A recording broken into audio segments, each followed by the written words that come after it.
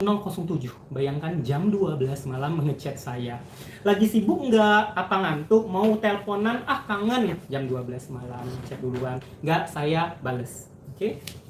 Lalu berikutnya dianya mengechat via IG, DM IG ya, via DM IG dia ngechat duluan lagi. Tanggal 25 September untuk ketiga kalinya duluan. Oke. 25 September jam 00.15 aku WA, dia chat seperti itu. Akhirnya saya balas dong 25 September. Teteh iya, saya jawab jam 7 paginya. Karena dia ngechat sebelumnya jam 00.15.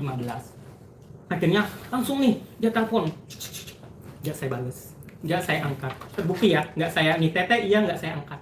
Oke, jadi supaya kelihatan siapa yang berperan aktif di sini. Lalu saya telepon lah balik karena sebelumnya ada telepon dari dia, nggak diangkat. Telepon lagi nih, jam 12.57-nya, 2 jam setelahnya, nggak saya angkat. Tidak ada saya jawaban untuk melakukan apapun. Oke, selesai. Itu tadi 25 September, 27 September ngechat lagi duluan. Aku telepon kok nggak nyambung. Terbukti duluan keempat kalinya. Oke. Dan nelpon jam 27 September, aku telepon kok nggak nyambung. Saya bales lah dengan video call di sini, ya. Ini dia curhat-curhat karena ini di tanggal 27 September, isinya curhatan-curhatan. Lalu di 11 Oktober ngechat lagi duluan. Oke, benar ya, kalian bisa melihat ya. Untuk kelima kalinya, harus kalian garis bawahi, untuk kelima kalinya dia duluan lagi yang meng-approach saya duluan. Oke. Tapi apa? Tidak saya balas. Oke. Di tanggal 27 Oktober siapa yang duluan lagi? Dia lagi.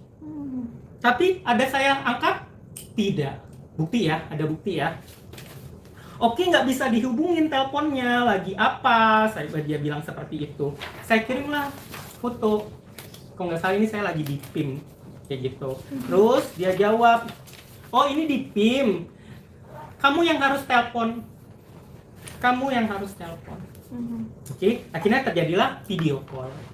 Disinilah yang pembahasan dia pengen banget ketemu sama Nikita Mirzani. Bagaimana cara ketemu sama Nikita Mirzani? Saya bilang kalau mau ketemu sama Nikita Mirzani itu nggak mau ketemu secara langsung. Kan sudah saya beberkan tadi di persidangan.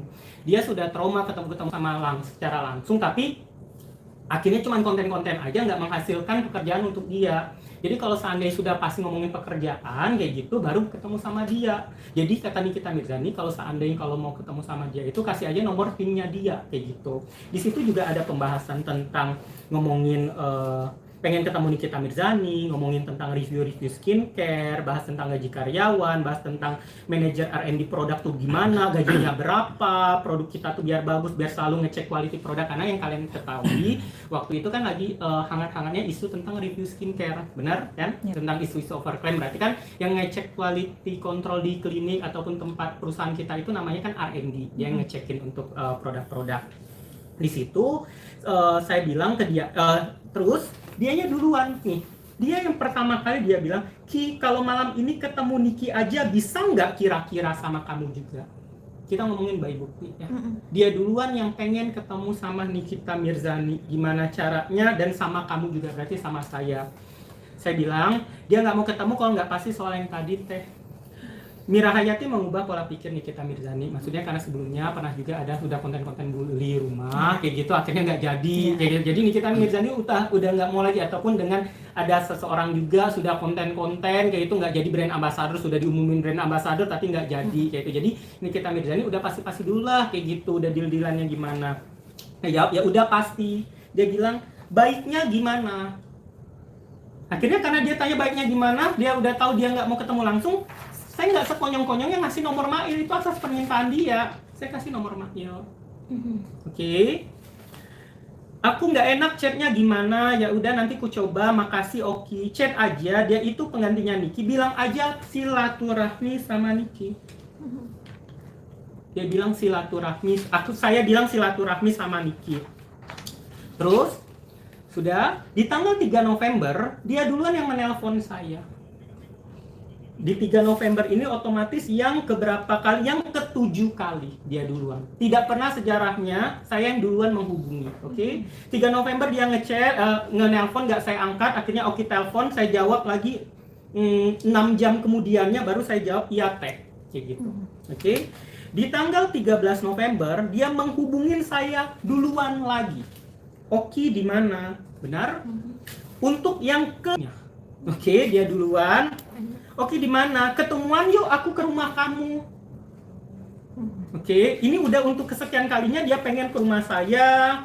Terus saya persingkat biar kalian nggak capek nunggunya, biar kalian tuh melihatnya dengan bukti. Pokoknya di sini dia pengen ketemu, pengen ke rumah. Lalu saya bilang lagi untuk Oki, aku nggak enak-enak banget chat mailnya Ki, biar Oki bisa temenin. Besok gimana? Katanya kayak gitu. Oke. Akhirnya dia tanya, Oki, ini Mail nanya kayak gini, sama mau ketemu nanti kepentingannya apa? Oki, aku jawabnya apa? Saya bilang apa lagi? Silaturahmi lagi.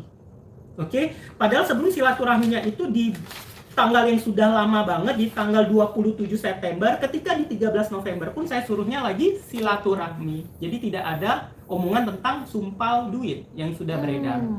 Makanya saya bilang, coba kasih bukti aja satu yang mengatakan, saya bilang, sumpal mulut Nikita pakai duit. Dan rekaman juga udah tersebar kan ya. Ada nggak kata-kata saya bilang sumpal mulut Nikita pakai duit? Kan tidak ada. Di situ kan cuma perbincangan tentang Reza Gladys, gimana ya Ki, ini dengan isu-isu beredar yang kalian dengarlah sendiri. Tidak ada kata-kata Oki Pratama bilang bayar Nikita, ada kata-kata bayar Nikita atau bayar uang atau sumpal Nikita pakai uang. Tidak ada di rekaman itu. Bahkan di chat pun tidak ada seperti itu.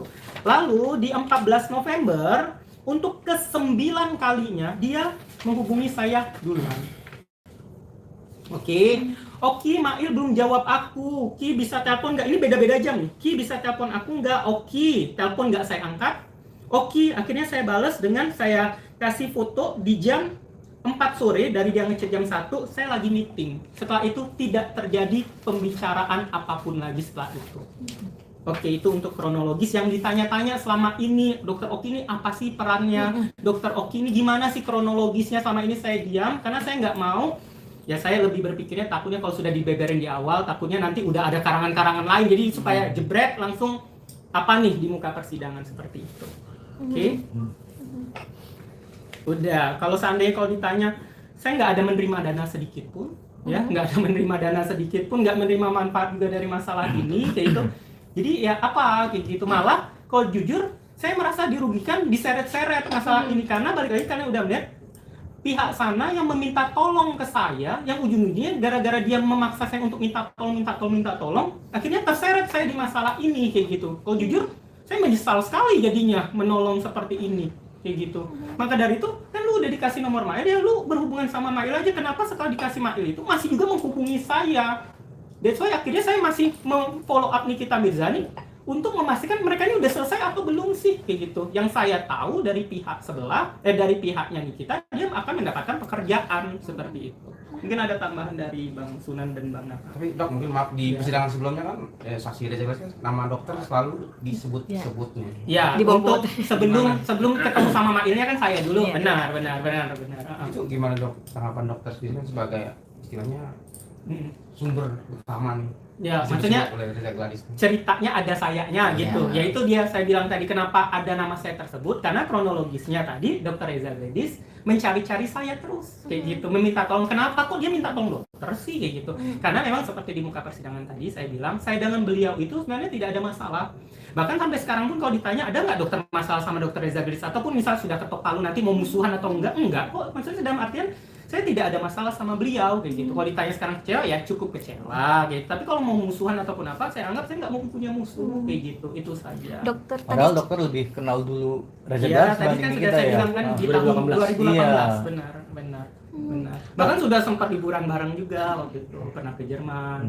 Tapi publik melihatnya, maaf ya, dokter lebih condong ke NM itu. Iya, gitu. karena kan dengan Nikita Mirzani, apalagi sekarang kan udah semakin dekat, apalagi kalau permasalahan anak kayak gitu. Nikita Mirzani kan single parent, kadang dia nanyain tentang masalah anak gimana nih dok, kayak gitu. Apalagi sekarang kan sama-sama punya anak, saya juga kan, jadi saya kadang saling sharing tentang anak.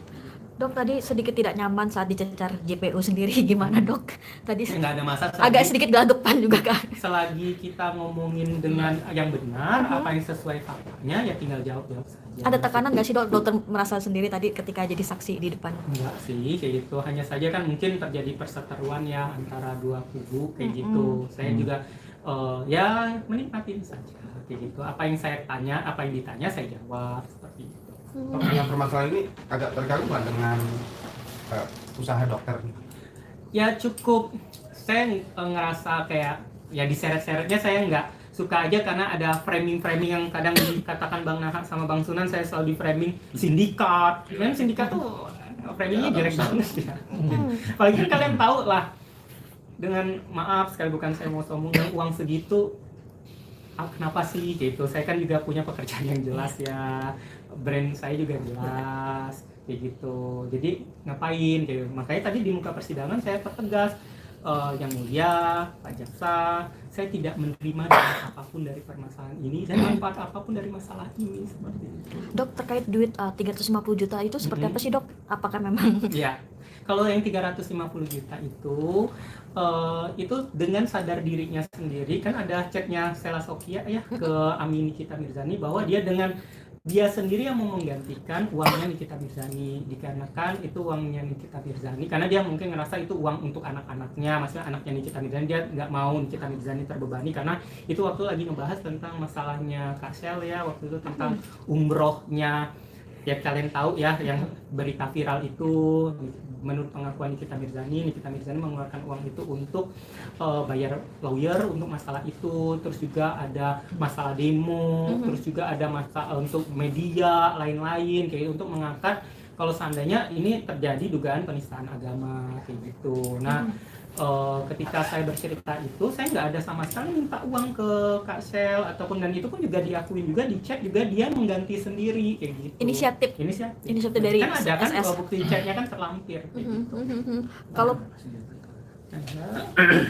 Jadi apa yang kita sampaikan tuh ada faktanya. Tapi aku belum ditanya Bang ke JPU, nanti nggak berlaku buktinya. Kayak gitu. lalu dok yang 5M itu sendiri Ya. gimana nih dok? Iya. Ada 350, 5M itu sendiri. Oh, yang masih yang Kak Sel. Itu Nikita Mirzani minta pembayaran brand ambassador dia karena sudah diumumkan untuk dia sebagai brand ambassador, karena dia kecewa kayak gitu, dia belum dibayar brand ambassadornya kayak gitu.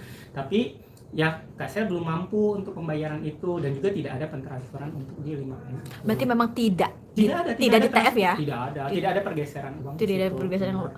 Gitu. Kalau ada pergeseran uang mungkin ada lagi dugaan pemerasan kan.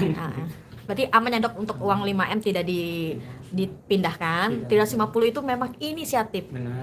dari SS sendiri untuk Niki.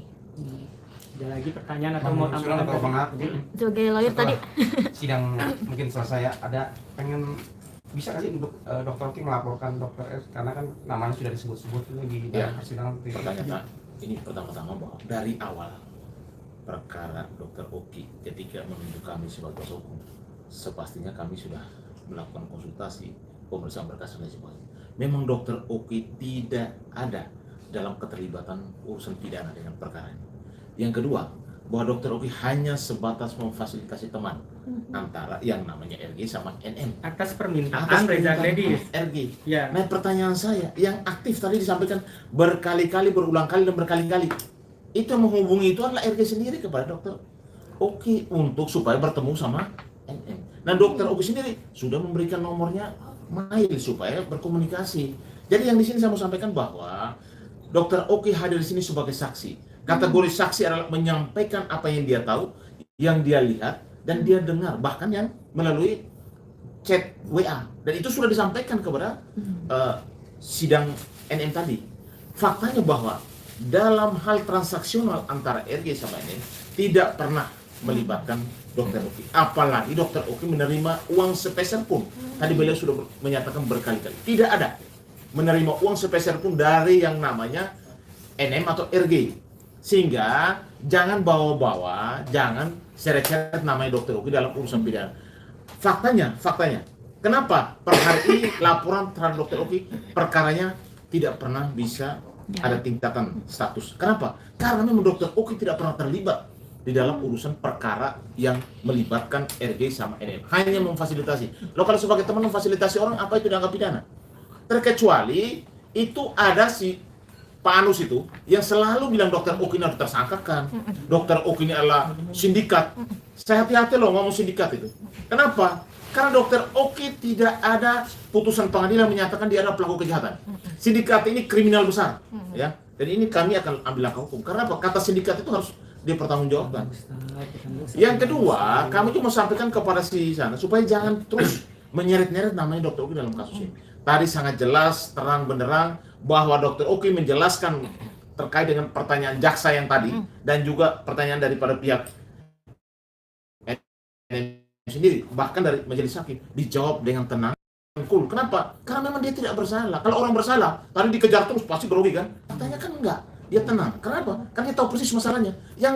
Yang melatar belakangi pertanyaan saya, yang membutuhkan itu siapa? Yang kejar-kejar itu siapa? Lalu yang kedua, menyerahkan uang transaksional 4M kepada RG kepada MM. Kepentingannya apa? Ya. Kalau tidak ada kepentingan, itu hadiah dong. Kalau hadiah atau hibah itu tidak ada pidananya. Maka saya sampaikan bahwa unsur atau pasal disangka kepada Nikita Mirzani, nanti lihat saja dari keterangan-keterangan yang ada, dari alat bukti, dari ahli yang akan dihadirkan, ini bisa terbantahkan semuanya. Kenapa? NM itu ada pekerjaan yang ditawarkan oleh RG, begitu kan, Pak Dokter? Sehingga memang ada komunikasi itu bahwa itu pekerjaan, bukan kejahatan. Jadi itu yang perlu saya sampaikan. Nanti mungkin Bang Suna mau sampaikan lagi, silakan. Tambahan Bang. Yang pasti hari ini klien saya sudah menyampaikan ya apa yang dialami, bagaimana awalnya. Tentunya tadi saya sampaikan, Dokter Oki tolong sampaikan segala sesuatunya di muka persidangan, tidak lebih tidak kurang yang ada buktinya. Yes, itu benar. Nah, itu aja.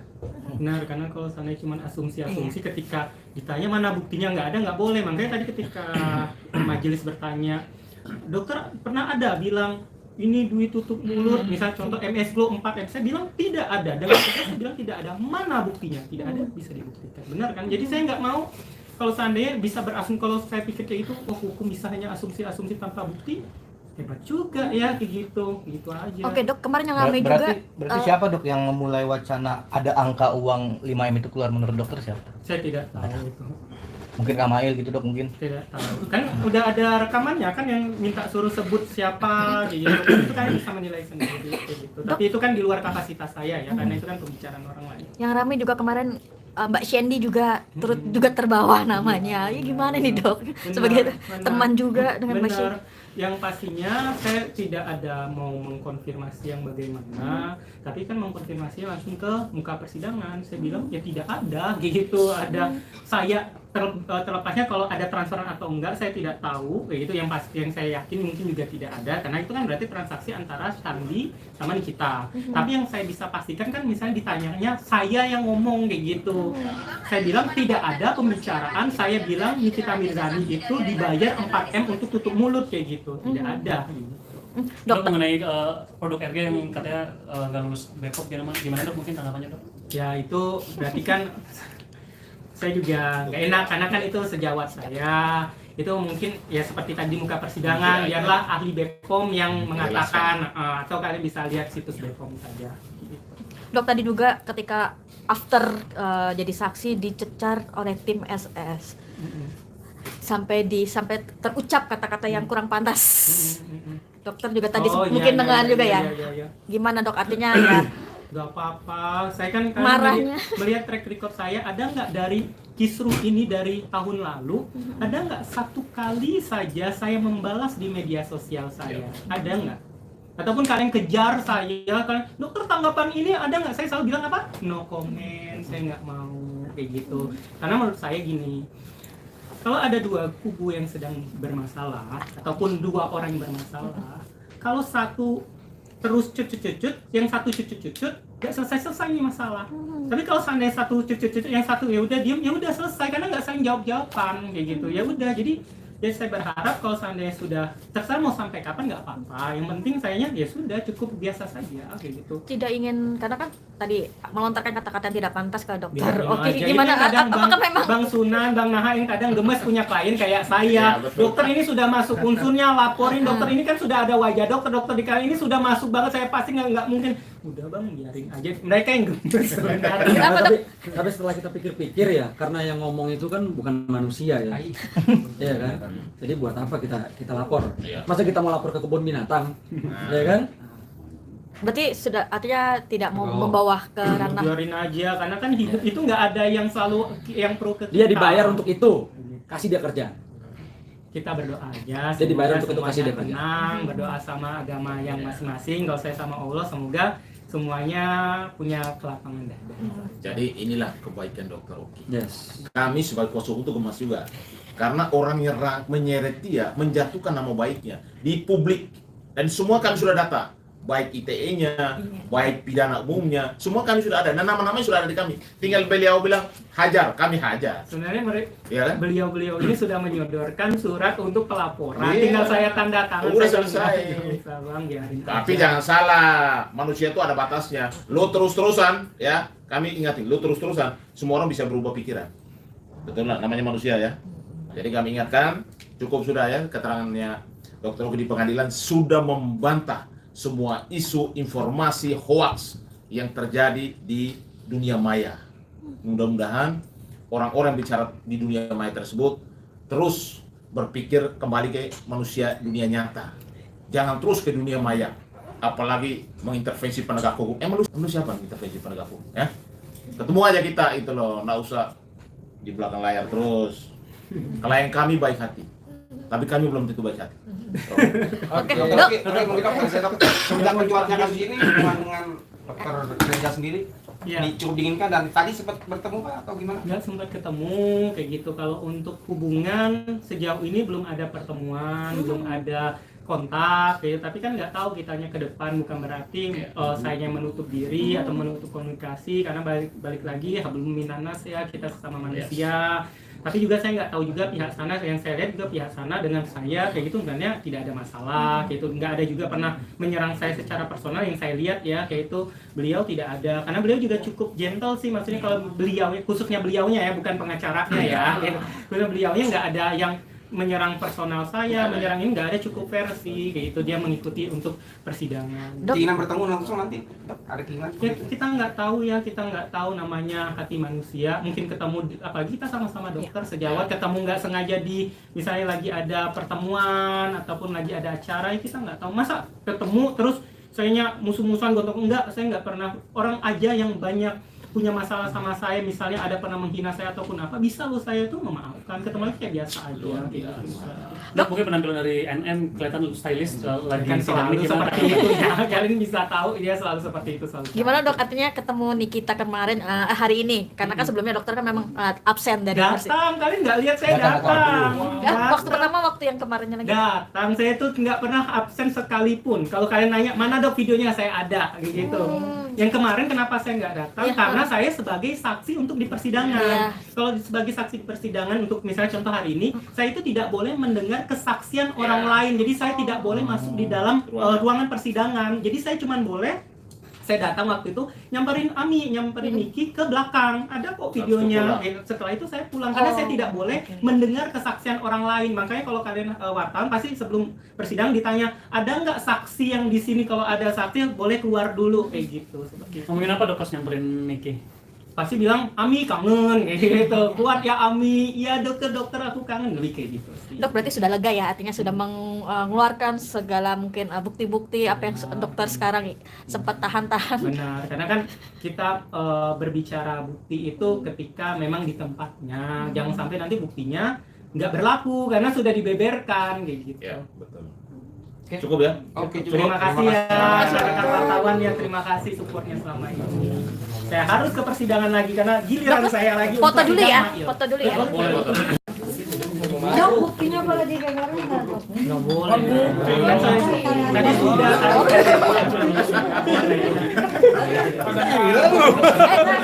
Ayo foto Foto dulu ya, foto dulu. Bang Sunan, dokter tengah, Bang Sunan 1 2 3 lagi.